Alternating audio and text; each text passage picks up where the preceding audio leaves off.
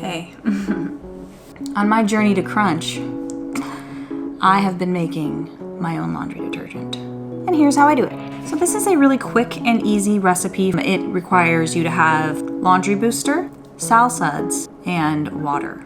Optionally, you can add in some essential oils like I'm going to do, but you don't have to do it that way. It's very easy, very simple, so follow along, grab those ingredients, and make it yourself. So this is what you do. You get a pot, laundry booster,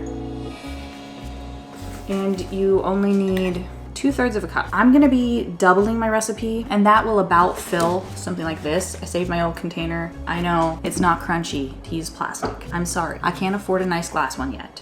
So I'm using this. Here's what you have, okay? So you just need 2/3 of a cup of this. Like I said, I'm doubling the recipe. So I'm gonna be doing 4/3 of a cup.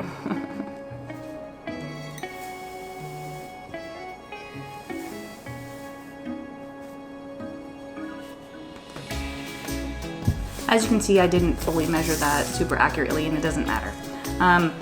What I would say with this is that if you feel like you want to add more, you don't need to, and the only annoying thing about this is that this is a little bit hard to dissolve, okay? Then you want 4 cups of water. Then I'm going to bring this to a boil and make sure that it's all dissolved, and then I'm gonna add my other ingredients. Now, the reason why we are using Salsuds and not soap or Zote or any of those other popular soap recipes is because that is actually soap, and we don't want soap going into our HE machines because it leaves something called soap scum, and it's like this film that gets kind of waxy that you've probably felt it on things before if you've ever thought for some reason, like me, that it would be fine to wash your clothes with dishwashing soap. You may have felt that on your clothes, and you may not feel it right away, but over time it builds up, and it actually will void the warranty in most HE machines. So you don't want to be doing that, and on top of that, it's going to leave a nasty scum on your clothing, which we obviously don't want, and it can also fade your clothes as well. And that is something that I am not here for. I do not want my clothes fading. This recipe does not do that. I've been using it for like at least 6 months now, and it's been awesome every single time. Okay, so I'm back with my pot of hot mixture. It took about 5 minutes to dissolve. I will say the more water you have in your pot, the faster it's going to dissolve.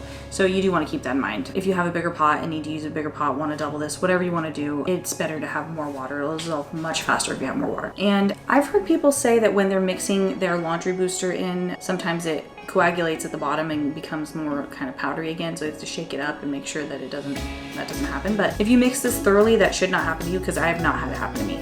And I'm very particular about making sure that I mix it thoroughly because I don't want a bad experience when I'm doing laundry. If I'm perfectly frank, I want to have fun when I'm doing laundry and make it as enjoyable as possible because I have a lot of laundry to do all the time, and I would like it to be an enjoyable experience and not something that is super annoying. And if there were chunks at the bottom of my soap, I would feel kind of bleh. I don't like it. So you can avoid that. I like to use about a cup of Salsuds per recipe. I'll kind of eyeball it, see if it's thickening up at all, because I don't like the really watery detergent. I don't like it when it's watery. I want it to be nice and thick and actually feel like a regular laundry detergent that you would use.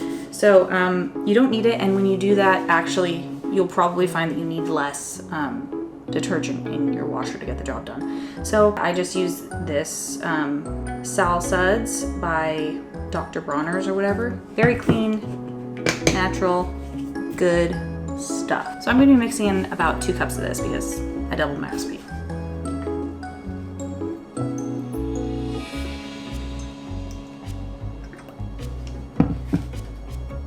This actually lasts a decent amount of time. I have been making this probably once every month and a half, 2 months, I don't know. That's about how often I would buy my detergent anyways. Lasts a regular amount of time. However often you need to repurchase your container of laundry detergent, about that size or bigger depending on where you get it, I don't know. That is how often you will need to remake this. I may have to go get another container of my Salsuds because I'm running out. Like a cute little girl. Like a cute little crunchy queen. All right, time for shower.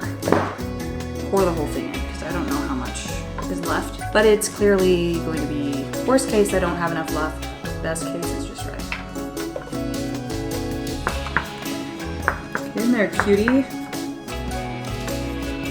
Oh yeah, mix it up. I think that another way to get around this is to add I think that vegetable glycerin might work for thickening this. I think it would work for binding them together better so that it's less of a liquid and more of a soap. But I have not tried that because I don't have any. One of those things I've been putting off buying. Okay, I'm not gonna let the rest of this drain out. I wanna be that stingy. I want to, but I don't have the patience. All right, so this is thick enough. I like the consistency. So far, it feels pretty normal. It feels pretty regular as far as what you would expect to see in a laundry detergent. So now I'm just gonna go ahead and add my oils. This is totally optional. You don't have to use oils at all. Today I'm gonna be using orange oil, sweet orange, and some patchouli. You can use whatever you like. If you like a lavender would be like a more natural scent that you could find popular in the store, or you could just forego them. You don't need them, but I do like my laundry to smell a little better, so I like putting it in. And it actually does stick to the clothes when you do this. I do usually about 10 drops of each. I wasn't counting that, so. I feel like this is a little bit of a waste of oil, but it makes me happy and I enjoy doing laundry better. And I like getting my clothes out of the dryer smelling fresh. So you could also alternatively, I know that a lot of people put oil on dryer balls. I actually tried that and it did not make my clothes smell good. I don't know why. Maybe I didn't put enough, but at that point, like, what's the harm in just putting it in your detergent instead of on your dryer ball? That's what I like to do. And if you're curious as well, I have not noticed this leaving any kind of film, or I haven't noticed it being harmful to my clothing at all. That was another question that I had when putting in my detergent, but no, I have not noticed that. The smell does stick a bit, so you have to assume that the oils are sticking to your clothes a little bit, but I haven't noticed anything, any difference in quality or anything like that. So we're just going to mix that in and then we're literally going to be done. Well, besides pouring it into the container, but. Okay, so I've got my funnel on here and I'm ready to pour it into my jar. You don't need a funnel if you don't have one or don't like using them. Do it however you want. Try to be as minimal mess as possible here.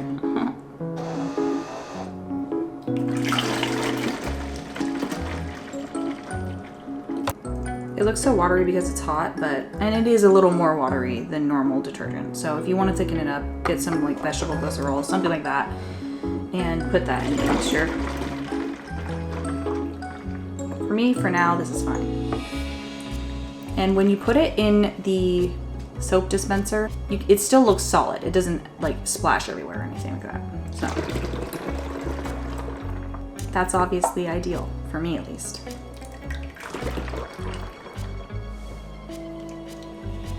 It's kind of fun.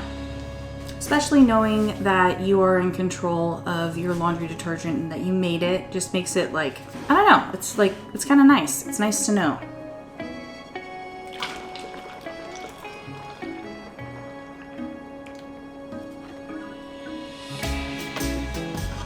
Okay.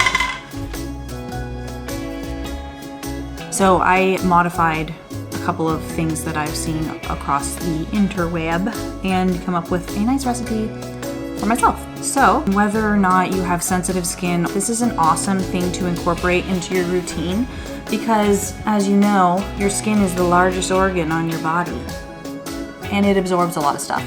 So we don't want any of those toxins and chemicals that are in most laundry detergents that you purchase at the store. At least I don't. And if you are watching this video, I'm assuming that maybe you don't want that either. My daughter has really sensitive skin. She gets eczema from certain detergents, and that is what started me on this journey from buying just like the stuff that's kind of overpriced but works for sensitive skin. And it's like, dude, why am I even doing this? Why don't I just make it myself? And so far it has saved me a good chunk of change, as well as it's nice to know that you made it yourself and that it actually is free of everything, because labels these days are so confusing to read and they can hide a lot of stuff in there.